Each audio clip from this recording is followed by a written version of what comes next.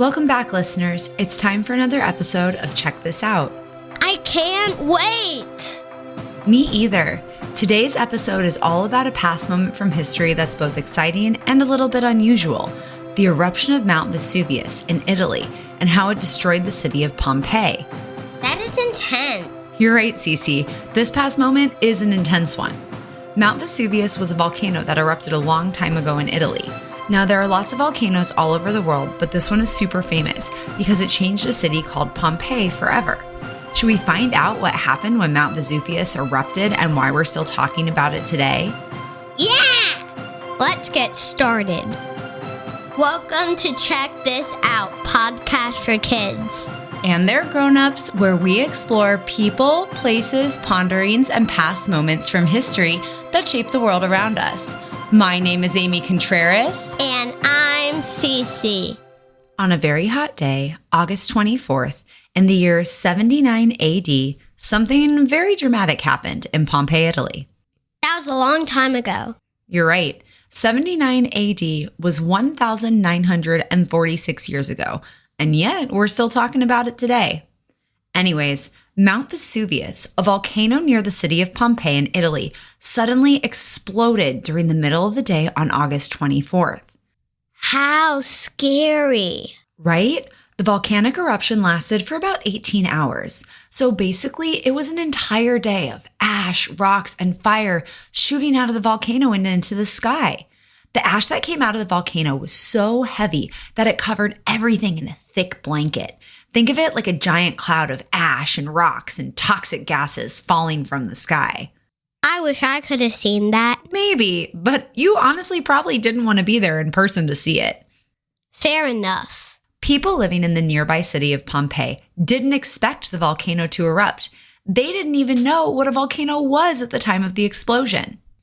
Here's a fun fact. When people talk about Mount Vesuvius exploding, they talk about the city of Pompeii because it was famously destroyed and covered by all the volcanic materials. But did you know another fairly large city was destroyed and covered by the ash and rock of Mount Vesuvius as well? Really? Spill the tea. There was another city that was close by to Pompeii that was called Herculaneum. It was only about 5,000 people compared to the 20 or so thousand people who lived in Pompeii. But Herculaneum was also destroyed by Mount Vesuvius, and similarly, it was covered in ash and rocks. I had no idea. Now, when the big explosion of Mount Vesuvius happened in 79 AD, this was not the first time Mount Vesuvius had erupted. We know that Mount Vesuvius had erupted before, but a long time before this big explosion in 79 AD. So the people who lived there had forgotten that the mountain they lived by was actually a volcano. So when it exploded, this was one of the biggest and deadliest eruptions anyone had ever seen at the time. That makes a lot of sense. The city of Pompeii was right next to the volcano, just a couple of miles away. Pompeii had popped up there because of all these fertile lands for farming and being so close to the sea. It was a great spot to live. Many rich Romans had homes in Herculaneum or came to Pompeii to visit. So while Pompeii and Herculaneum were just a few miles away, they didn't realize that the lands were so fertile and good for farming because of the volcanic ash from hundreds of years earlier. Check this out. Mount Vesuvius is a type of volcano called a stratovolcano. This means it's made of many layers of ash and lava. It's one of the most dangerous types of volcanoes in the world because it can erupt suddenly and with a lot of power. How big was the explosion? Cece, the explosion was so powerful that it shot out super hot gas and ash at temperatures of over 900 degrees Fahrenheit. That's way hotter than your oven. The ash and gases that rained down on Pompeii and the surrounding areas buried everything under them in a big mountain of volcanic material. And the cloud of ash that shot out of the volcano, do you want to know how high it went? It went over 10 miles high up into the air. My mind is blown. Now, what's really fascinating about this eruption is what happened to the city of Pompeii. It was a busy city in Italy with about 20,000 people living there. Once the ash started falling, most people tried to run away because it was really scary. But some tried to wait out the ash and the rocks and the explosions inside their homes. For these people who tried to wait out the volcano, sadly, it was too late. Then what happened? So like I said, many people escaped, but sadly, thousands of others got trapped in the city. The ash from the volcano and the falling pumice stones, which is a type of volcanic rock, quickly covered the city like a giant snowstorm, but in this case, it was an ash storm.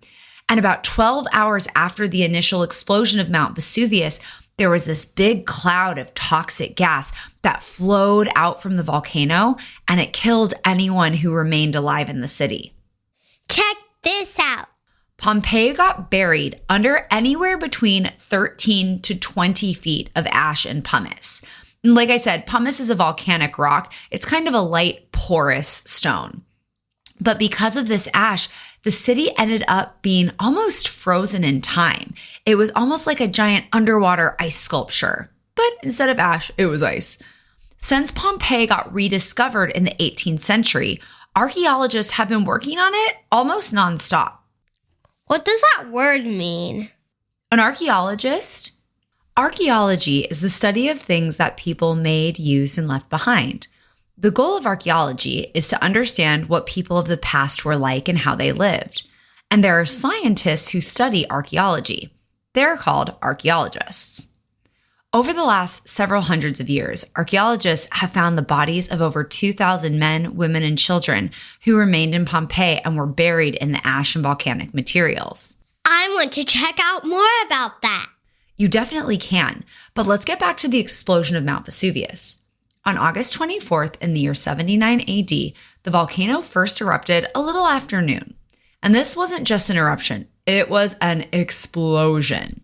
The ash was so thick it turned everything black. People couldn't even see the sun. Really? Yeah, thousands of residents escaped the city, while others took shelter in their homes. But the ash kept falling. Piles of ash grew super deep. It blocked doorways and it even caved in roofs. In other parts of the city, the volcanic material, like I said earlier, got piled up to as high as 15 feet. So while this was messy and destructive, it also ended up helping to preserve Pompeii. What do you mean, Mama? Well, the volcanic ash helped preserve Pompeii for thousands of years. Buildings, streets, even food and paintings were left just as they were because the ash covered everything. Nothing got exposed to the elements or changed or was stolen because it got buried and preserved. You can still even go to Pompeii and see mosaics and the colors that were on them after almost 2,000 years. That's so weird. Can you see the city now? Yeah, I've actually been to Pompeii. It's a really cool experience to see the city frozen in time. You can see art, furniture, treasures, and just the day-to-day realities of what life was like from almost 2,000 years ago. That's unbelievable. Well, what's really cool is that Pompeii basically got lost and forgotten until it was rediscovered in 1748. And like I said earlier, since it got rediscovered, archaeologists have pretty much been digging it up ever since. Today, because of all the work of the archaeologists, visitors can walk through ancient streets, see the ruins of houses, temples, even the footprints of people and animals that got trapped in the ash. How incredible. That's amazing. One thing I find really amazing is that there's new research that shows that the people who survived the explosion of Mount Vesuvius actually returned to Pompeii after the ash had settled and the volcano stopped exploding. Can you explain that to me? Well, the archaeologists have found evidence that people were living on top of the houses that got buried by the ash. So picture this. If a 3-story house was covered in ash and anywhere between like 9 to 15 feet of ash were on the ground outside, you could still access the top floors.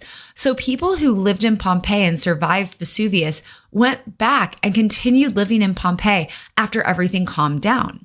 I can't believe that happened. I know, me too. This is a relatively new finding. The archaeologists now know that people lived in Pompeii on top of the ruins of the city for about 400 years after the big explosion in 79 AD. A lot of these people couldn't afford to move, and they were just trying to salvage their lives and stay in the place that they had considered to be their home. But after a couple hundred of years, people who were living on top of the ruins kind of gave up and finally really abandoned and forgot about the city until it was found in the 18th century. What an amazing story! We actually know about some of the people who lived in Pompeii during the time of Mount Vesuvius exploding because of what archaeologists found. And one story is about a man named Pliny the Elder. Who, Mama? Pliny the Elder was a Roman scholar and he was a naval commander.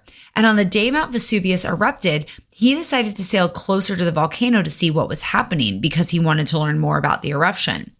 Unfortunately, he got caught in the toxic gas and he died trying to help out some of the terrified citizens of Pompeii. Check this out. Pliny the Elder's nephew, Pliny the Younger, really going for broke on the naming here, but he was nearby, the younger was nearby, and he wrote detailed letters about what he saw.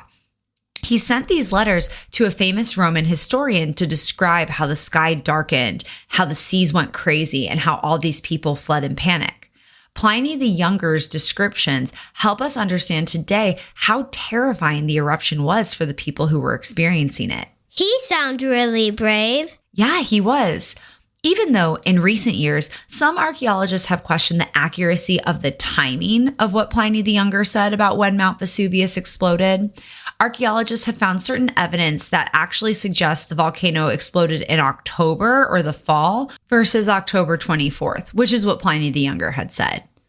Who knows if the archaeologists will ever figure out the answer, but regardless, we know it happened. History can be complicated. It can, especially when there aren't photos or videos from that long ago. Pompeii was destroyed by Mount Vesuvius at a time when the people who lived in Pompeii didn't even know they lived by a volcano. And did you know some people survived by hiding in underground cellars or escaping into the countryside, but most couldn't? Man, oh man. Cece, do you know how Pompeii, the city, was rediscovered all those years after it was destroyed and buried by the volcano? Tell us. A farmer found the ruins in 1748 beneath his vineyard. Oh my goodness. Yeah, and it took all the way until 1982 for archaeologists to excavate the sites for the first human remains to be found at the other destroyed city of Herculaneum. And guess what? What? Mount Vesuvius is still an active volcano in Italy. You gotta be joking. I'm not. It's the only active volcano on the European mainland, and today it's predicted that over 700,000 people live in the danger zone of what could be affected if it explodes again. Jeez! I know. Well, that about wraps it up. Thanks for listening to us talk about another past moment from history, the eruption of Mount Vesuvius and the destruction of Pompeii and Herculaneum. It was a major past moment in history. But before we let you go, you know we don't just love talking about past moments from history. We also love to rhyme. Here's a poem we wrote for you about Mount Vesuvius and Pompeii. Long ago and far away, Vesuvius erupted and covered Pompeii. Dark clouds of ash filled the sky. Some couldn't escape, no matter how they tried. Forgotten a while and brought back from the ground, a farmer's discovery lifted an ashen shroud. Frozen figures and moments of past, preserved forever in a blanket of ash. We discover so much about Herculaneum and Pompeii, learning more about life there every day. Thanks for listening to another episode of Check This Out. We know that at the Check This Out podcast, there's a lot of information and it can be overwhelming to find accurate information online. This podcast is a tool for you to help you do something called citing your sources. As you get older and do projects for school, you'll learn that certain types of websites or information aren't verified or have evidence and documentation to back them up. On Check This Out, we use verified sources to build the stories you hear about. Verified sources are materials or information that have been confirmed for accuracy and credibility through an evaluation process. Our sources for this week's episode are Encyclopedia Britannica, History.com, the Smithsonian, and National Geographic. Make sure to join us again for next week's episode because we are celebrating our 50th episode of Check This Out. For our 50th episode, we're bringing you a compilation of some of Cece's favorite episodes. This mega episode will feature Ruby Bridges, Mount Everest, Malala Yousafzai, and more. See you next episode. Thanks for listening. Don't forget to subscribe.